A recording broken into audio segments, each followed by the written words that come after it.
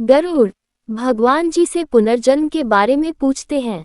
पाप करने पर भी परमात्मा की प्राप्ति कैसे होती है? भगवान ने कहा, हे गरुड़, मृत्यु के पश्चात तुरंत और विलंब दोनों प्रकार से दूसरे शरीर में प्राणी प्रविष्ट होता है।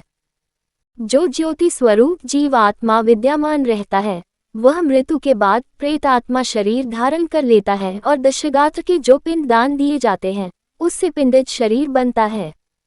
इस पिंडित शरीर से प्रेत शरीर एकाकार हो जाता है। कोई जीव आत्मा पिंडित शरीर विलंब से प्राप्त करता है, क्योंकि मृत्यु के बाद वह कर्मों अनुसार यमलोक में जाता है। चित्रगुप्त की आज्ञा से वह वहां के नरक भोगता है। वहां की यातनाओं को झेलने के पश्चात उसे पशु, पक्षी, कीट आदि की योनि प्राप्त होती है। प्राणी जिस शरीर को ग्रहण करता है, उसी शरीर में मोहवश ममता हो जाती है। शुभ कर्मों के फल भोग कर वह मुक्त हो जाता है।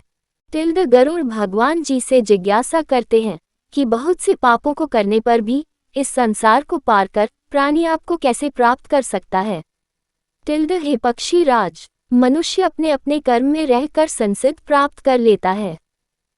सत्य कर्म शब्दादि विषयों का त्याग कर राग द्वेष को छोड़कर यथा प्राप्त भोजन से संतुष्ट मन, वाणी, शरीर संयमित काम, क्रोध, लोभ, अहंकार और परिग्रह का परित्याग करके निर्भय होकर शांत हो जाता है, वह ब्रह्मस्वरूप हो जाता है।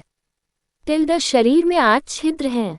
सत्य कर्म करने वाली पुण्य आत्माओं के प्राण उनके शरीर के ऊर्ध्व छिद्रों से निकलकर परलोक जाते हैं। शब्द, स्पर्श, रूप, रस और गंध, ये 5 विषयों के अधीन रहने वाले पुरुष सदा ही दुखी रहते हैं। प्राणी का धन वैभव घर में ही छूट जाता है। मित्र और बंधु शमशान में ही छूट जाते हैं। शरीर को अग्नि ले लेता है। पापक पुण्य ही उस जीव आत्मा के साथ जाते हैं। मनुष्य अपनी योनि में जो भी दान पुण्य करता है, वह सभी जिस जिस योनि में व्यक्ति जाता है, वहाँ ये दान भी उपस्थित रहते हैं। देवता कभी काष्ठ और पत्थर की शिला में नहीं रहते, वह तो प्राणी के भाव में विराजमान रहते हैं। इसलिए सद्भाव से युक्त भक्ति का आचरण करना चाहिए।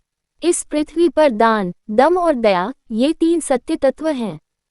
दीन तथा सज्जन ब्राह्मण को दान, अनाथ प्राणी का संस्कार, निर्जन प्रदेश में स्थित शिवलिंग की पूजा करोड़ों पुण्यों का फल प्रदान करता है।